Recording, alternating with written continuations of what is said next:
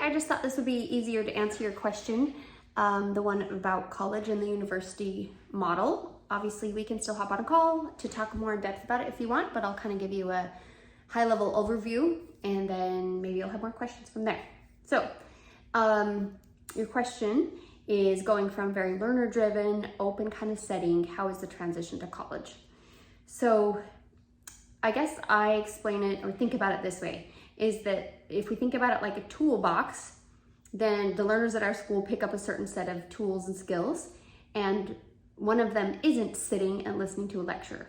I'll just say it like that, even though they do get some of those skills because they're doing their own research, and that requires some of the same skills to assimilate the information. But for the purposes of my answer, we won't really even consider that. And then there's this other skill of, can I sit through a college lecture and hopefully take in information and assimilate it and then be ready to answer it on the test? So part of my answer comes down to me, the heart of that question is actually the question of self-discipline. So while it's a different learning style, it's also a matter of understanding yourself. What do I need to do to accomplish the goal I'm setting out to do? And it might be sitting through a lecture.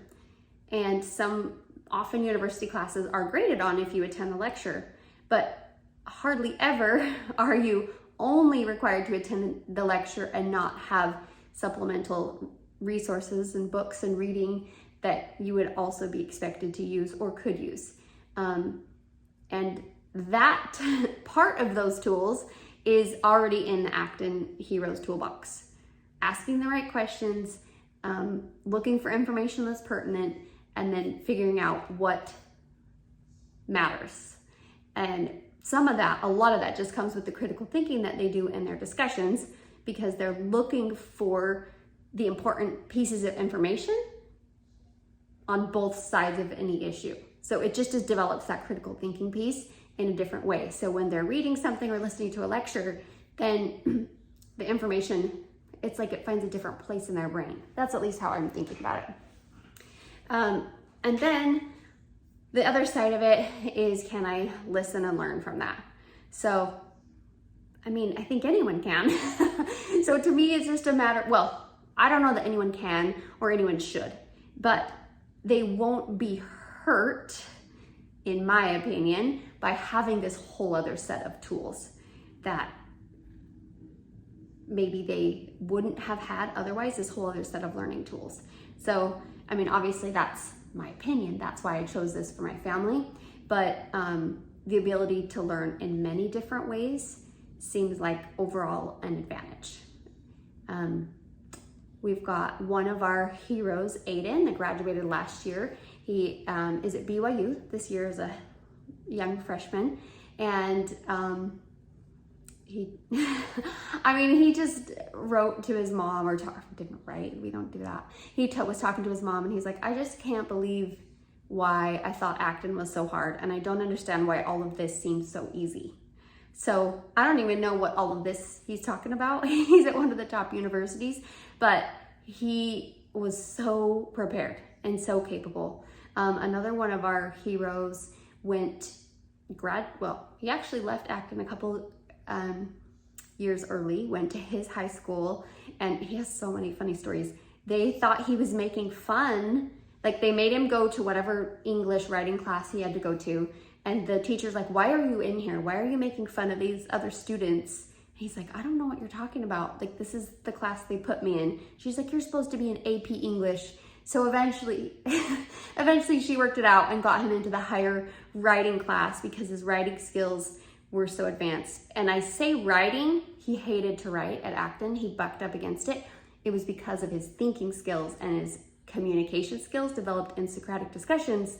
Then he said, well, if I just answer a Socratic question on paper, then I've written an essay. I look at both sides of the topic, explain my point of view, back it up with evidence, voila. So I know you're not asking about writing exactly, but this same hero, then it's so funny. He wanted to go to college. He graduated early because of his Acton credits, and then transitioned to regular high school, had enough credits to graduate. early, was very young. He was too young to apply online per their dates. And so he talked to someone and they're like, oh yeah, we can't let you apply. He's like, well, who's your boss? Can I talk to your boss? So he got all the way up to the like president of admissions and explained his case. We call this the power of the pitch. And they're like, oh yeah, it's fine. I'll just say your birthday is this, and then we'll correct it on the system in the back end. So he totally talked himself into being able to apply early. And then now he's at college, has been there for a year, and same thing, like just flying through his classes, really enjoying his learning.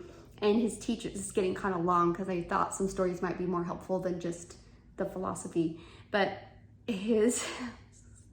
I just keep laughing. I wish you knew him. You can meet him. He was texting his girlfriend during the lecture, not really listening to the assignment, and then, kind of had the gist of the assignment, wrote it down, texting his girlfriend, and then it was time to write. They had some time in class to write. So he wrote, I think it was 8 essays, like 8 short essays. And the teacher said, who wants to share their essay? Is anyone done? He raised his hand.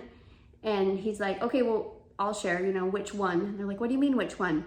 You only had to choose one of the 8 to write. And he'd written all of them. So academically, we haven't seen or heard anything from anyone that they are feeling behind or disadvantaged in any way.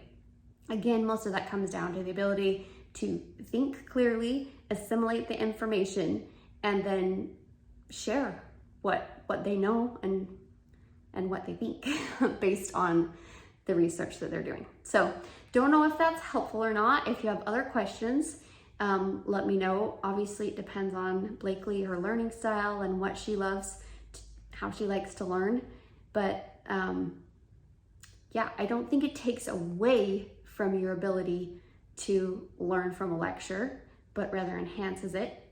And then my other just part, which I already said, regurgitating, is it's really, to me, that's a question of self-discipline. Do I have the discipline to do what I need to do to meet the goal that I have?